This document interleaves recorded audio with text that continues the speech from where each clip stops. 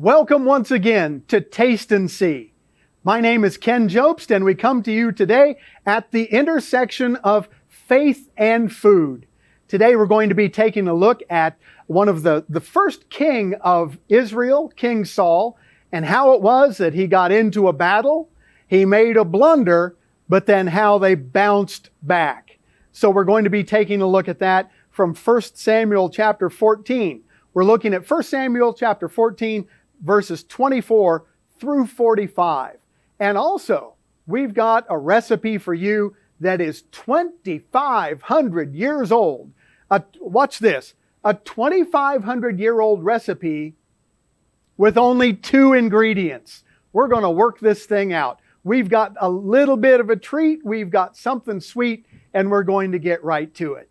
If you've got your Bible, you can turn with me to 1 Samuel chapter 14, verses 24 through 45. Let's take a look. Now, in this setting, we've got the very first king of the United Kingdom of Israel. That king's name was Saul. And Saul had a delightful, beloved son named Jonathan. Now, let's see what happens for this particular battle with Israel fighting the Philistines. So they have their battle. They're fighting, right? And in verse 24, we read, "And the men of Israel were distressed that day, for Saul had placed the people under an oath, saying, 'Cursed is the man who eats anything until evening, before I have vengeance on my enemies.'" Now let's just pause right here for a minute. I want you to get the feel of what's going on here. There's a battle taking place. Saul wants to put a hurt on the Philistines. They've been battling all day. And then Saul comes out with this bright idea. Saul, okay, he's the king, but Saul comes out with the idea, nobody's going to eat anything until I have vengeance on my enemies. Well, you know how that goes. Sometimes we get all fired up. Sometimes we get all hot under the collar and we make what's called a rash vow.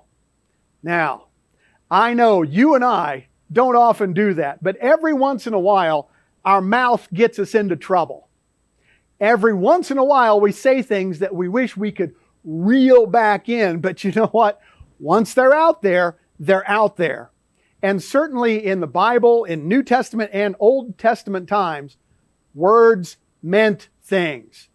So if you made a vow, if you made a pledge, if you swore an oath, people took that to the bank. That was pretty important stuff. So now we've got Saul. And Saul has made the rash oath, nobody taste any food until I conquer my enemies.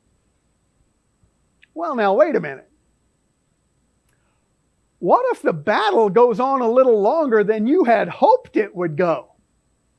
What if you're still out there fighting at 6 o'clock tonight, past supper time? Oh, mercy, what if it turns 10 o'clock and you've had no supper and no evening snack? Oh, okay, you see where we're going here. Now, so none of the people tasted food. Now, verse 25. All the people of the land came into a forest, and there was honey on the ground. And when the people had come into the woods, there was the honey dripping. Oh, mercy.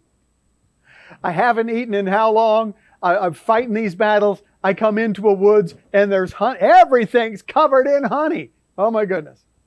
But no one put his hand to his mouth, for the people feared the oath. Now, but Jonathan had not heard. Now, once again, Jonathan is the son of the king. But Jonathan had not heard his father charge the people with the oath.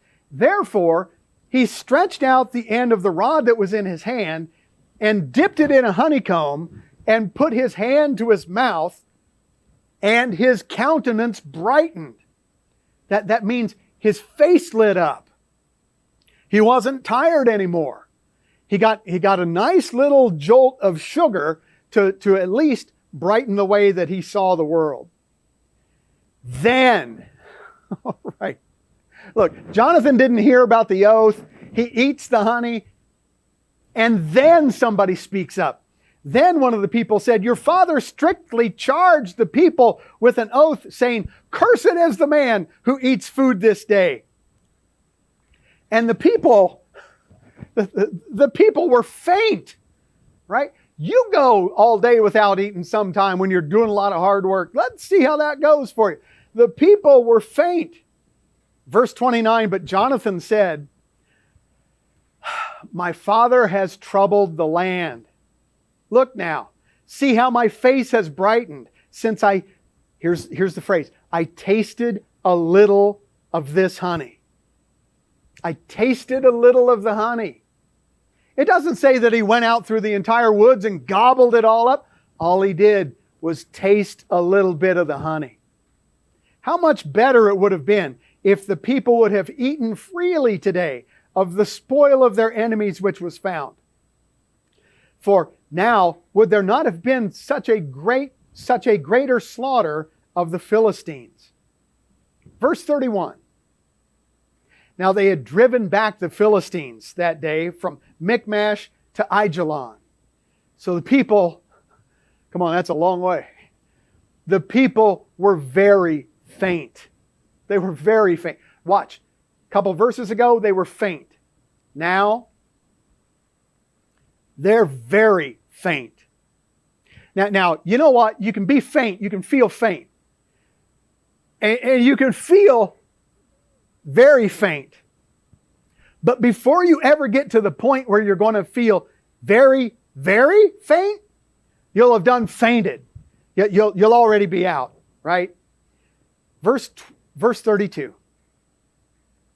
And the people rushed to the spoil. They took sheep and oxen and calves and slaughtered them right on the ground. And the people ate them with the blood. Then they told Saul, saying, look, the people are sinning against the Lord by eating with the blood. Now, okay, you're with me. You're with me right here. Watch. See what happened? The people are so hungry that, okay, finally the enemy's been defeated. They've made it to where they're going. They take the spoil of the Philistines, and they're so hungry that they're just stabbing the cattle and they're slaughtering the goats right there, and they're eating whatever they could possibly eat just to satisfy their justifiably ravenous hunger. Have you ever been so hungry that you said something you wouldn't have said? Or you've been so hungry that you did something you otherwise would not have done? Watch this. We continue. Verse 33. So he said, you have dealt treacherously. Roll a large stone to me this day. Then Saul said, disperse yourselves among the people and say to them, bring me here every man's ox and every man's sheep. Slaughter them here and eat. Do not sin against the Lord by eating the blood. So every one of the people, right, they brought their ox that night. They slaughtered it there. Then, watch this. Then Saul built an altar to the Lord. This was the first altar he built to the Lord. Oh, okay. You know what that's like? That's like saying Saul went to church after he got in trouble. Actually, Saul went to church after he made a lot of trouble. Now, you know, I'm just saying. Come to church before you get in a lot of trouble, right? Okay, now, verse 36. Now Saul said, let us go down after the Philistines by night and plunder them until morning light, and let us not leave a man of them. So he's going to get all up in the Philistines' faces. And they said, do whatever seems good to you. Then the priest said, let us draw near to God here. Like the priest is saying, you know what, we better pray this through. So Saul asked the counsel of God, right, only after he's prompted. Shall I go down after the Philistines? Will you deliver them into the hand of Israel? But God did not answer him that day. And Saul said, come over here, all you chiefs of the people. and know and see what this sin was today. Watch. Saul understands there's sin in the camp, and that's why God's not talking to him. So Saul wants to find out who's the sinner. For as surely as the Lord lives, who saves Israel, though it be Jonathan my son, he shall surely die. But not a man of all the people answered him. And he said to all Israel, you be on one side, and my son Jonathan and I will be on the other side. And the people said to Saul, do what seems good to you. Therefore Saul said to the Lord, God of Israel, give a perfect lot. Right? They're going to cast lots here to see whose side the lot falls on. Give a perfect lot. So Saul and Jonathan were taken, which means you got everybody in Israel over here. You've got Saul and Jonathan over here. They cast lots. The lots point to Saul and Jonathan. Uh-oh. So then Saul said to Jonathan, tell me what you've done. And Jonathan told him and said, I only tasted a little honey with the end of the rod that was in my hand. So now I must die? Saul answered, God do so and more also, for you shall surely die, Jonathan. Oh, but the people said to Saul, shall Jonathan die who has accomplished this great deliverance in Israel? Certainly not. As the Lord lives, not one hair of his head shall fall to the ground, for he has worked with God this day. So the people rescued Jonathan, and he did not die. Wow. So right there, we've got the story of King Saul, his son Jonathan, the rash vow that Saul made that got Jonathan into some trouble over what? Eating a little honey. Now, you know what? Imagine trying to accomplish something with an army that has not been fed. Right? An army travels on its stomach. Absolutely. And you know what? It seems to me that there was a commercial campaign not long ago for a particular candy bar that would keep you from getting hangry with other people. Right? Now, all right. I want us to focus in, though, on just this little phrase. And it's repeated twice in this passage. The phrase is this: I tasted a little honey. A little honey. Remember, God gave the land of Israel to the Israelites. It was the promised land, and God's description of the land was, it's a land flowing with milk and honey. It's a land of milk and honey. You'll love it there. So milk and honey, you think of bees, you think of the honey, the flowers that are there that are producing the honey through the bees. Sounds like a beautiful, wonderful kind of place. And you know what? It is. It was God's best for God's people. And God is always eager to give us the best. Well, you know what? A little honey brightened Jonathan's face. And a little honey has that effect on just about everybody. Notice I said a little honey. We've got to be a little bit careful here in the United States. You know what? Every year in the United States, the average consumption of processed sugar breaks down to 71 pounds per person per year. 71 pounds of sugar per person per year.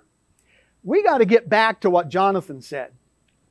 I only ate a little honey, and it did what it took to brighten my countenance and to really help me out and to give me the energy that I needed. Well, I tell you what, today we have a recipe, and this recipe is a minimum of 2,500 years old. It might be as old as 3,000 years, or maybe a little bit more. Actually, what we're going to make today is called Pasteli. Go ahead, say it, Pasteli. Pasteli is a Greek energy bar. Think of it as an energy bar from the time of Jesus. Well, what's in this energy bar?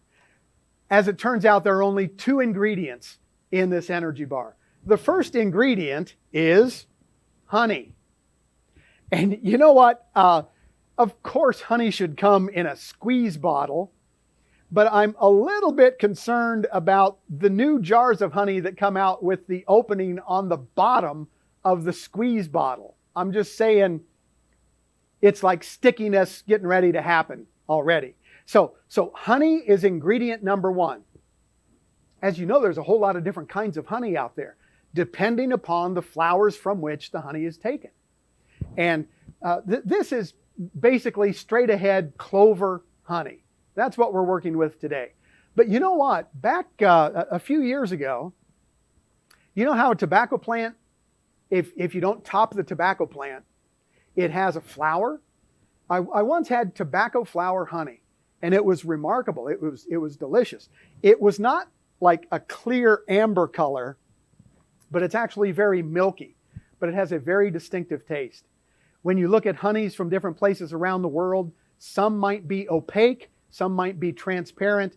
The honey that they used back in the Mediterranean part of the world would be honey that was perhaps coming from orange blossoms, coming from different citrus trees, and some of the flowers in the countryside. So it was probably amber honey like we have right here. That's ingredient number 1.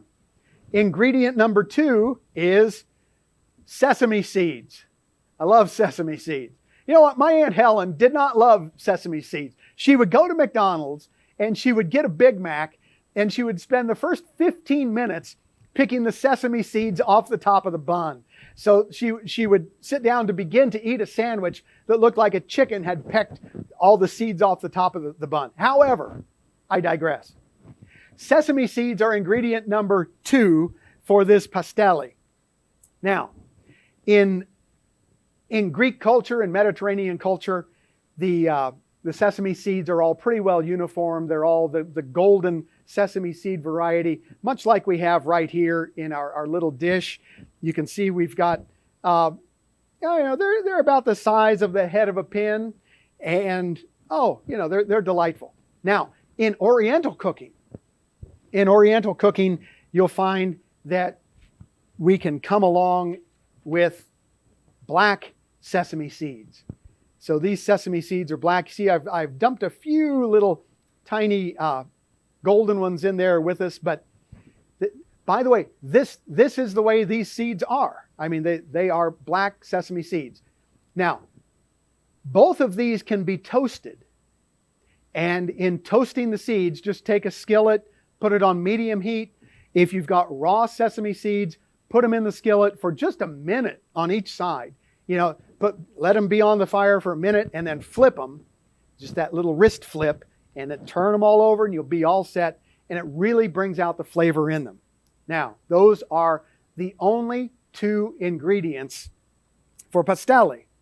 And what we do, I'm going to give you a very, very simple, straight ahead kind of recipe here, but please hear me well. This is not a kid's recipe. Please, if you're going to make Pasteli at home, do it with adult supervision.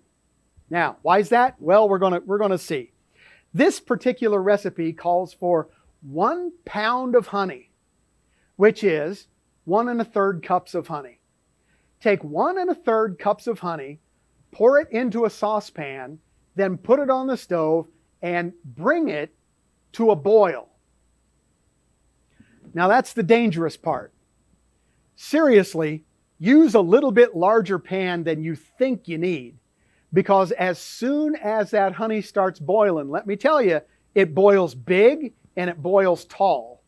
So you want to use just double the size of the pan you think you need, and that'll be about right.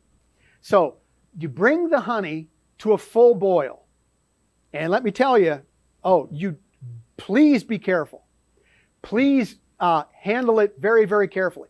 I always do this on the stove. Don't do it in a microwave. Do it on the stove so you can watch and see what's going on. As soon as it boils, take it off the heat.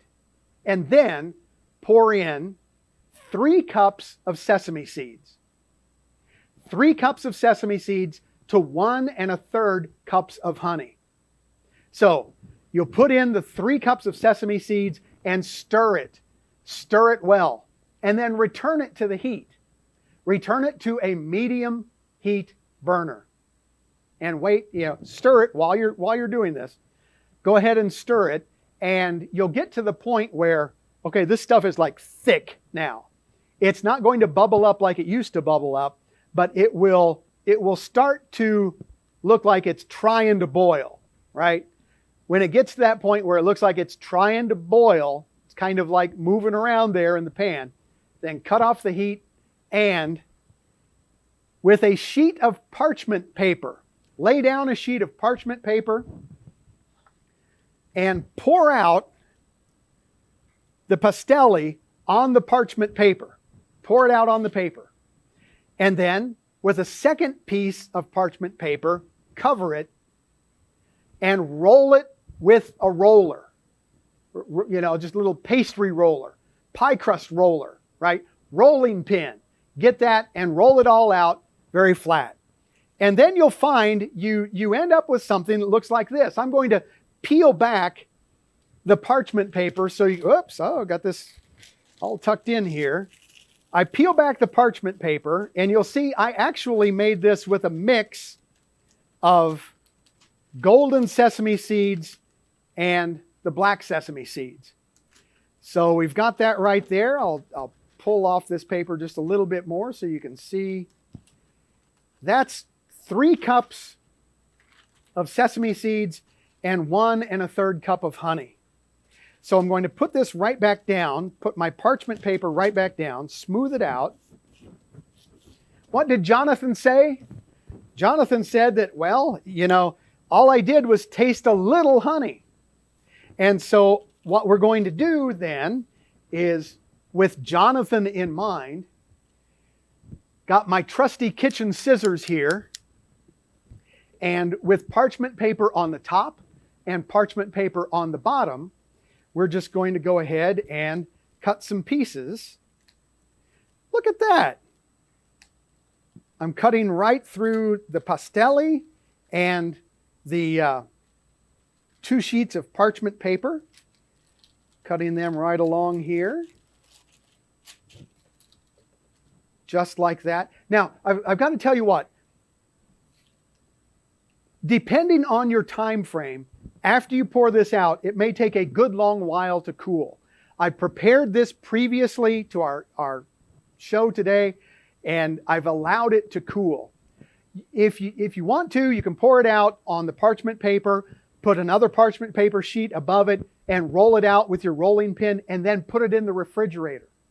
You can put it in the refrigerator for like 3 hours. At the end of 3 hours, it should be absolutely ready to go. Now, I've cut it the one way, let's cut it the other way. And it just cuts so well with these Pampered Chef, I think they're Pampered Chef, kitchen scissors. Oh, my wife's going to love it when she finds out that I took her Pampered Chef kitchen scissors, right? But they're so good. And they work much better than trying to cut this with a regular, chef's knife. Although it can be done on a cutting board, still it just works so much better with our kitchen shears. So making one more cut. The recipe basically calls for it to be cut in strips, maybe 1 inch by 2 inches, 1 inch by 3 inches. I really love this stuff. And it's basically a 1st century energy bar, right? Now, let's see, I can cut this one a little bit more. Let me just cut that one more time. And what happens is, you'll see, there we go. I've got my nice little piece of candy right there. And you'll notice you may have purchased something like this in a store somewhere. They may have called it Pasteli, or they may have just called it sesame candy, sesame honey candy. I know in certain stores it's sold and it's very crunchy. The crunch comes from processed sugar. This is just honey and just sesame seeds and heat, right? And so it comes out chewy, but delicious. Oh my goodness.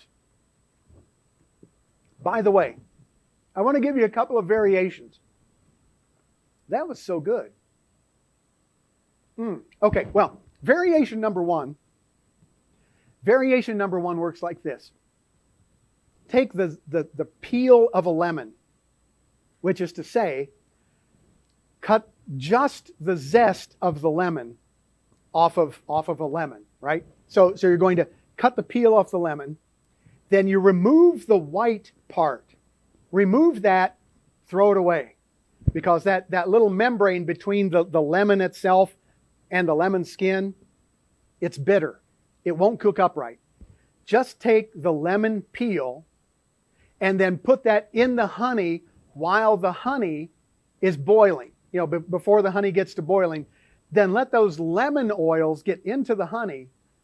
Then take out the lemon peel, discard it, and then put the sesame seeds in and stir it all up. That gives you just a delightful little bit of a citrusy zing to the Pastelli. So lemon is one way to go with it. Another way to go with it is orange peel. I'm going to tell you what. Secret ingredient. Please don't tell anybody. You can buy dried orange peel from the spice rack at Kroger. Take just a little bit, let's call it, take half a teaspoon of the dried orange peel. Put that in the honey before you boil the honey. And then that will give you a very subtle but very nice flavor that goes with the Pastelli. So we've got them. We're putting them right over here. And it's a treat that you can share with the kids. It's sweet. It's like an energy bar. And it is absolutely a treat for whosoever will come. So there we go. Pastelli, it's a 2,500-year-old recipe. You know what? One other thing, one other variation I almost forgot. You're going to love me when I tell you. Pistachios. Shell some pistachios, mix it in with the sesame seeds, and then, oh, mercy. Then you've got something. Then, hold the phone. Then you have an absolute treat. So that's what we've got. We've got Pastelli. We've got one of the world's oldest energy bars and candy. We've got just a wonderful little sweet treat to bring you a little bit of joy and happiness. You can keep them. By the way, do they keep? Yes, they keep. They keep long enough for the first person to taste one, and then they somehow or another they disappear.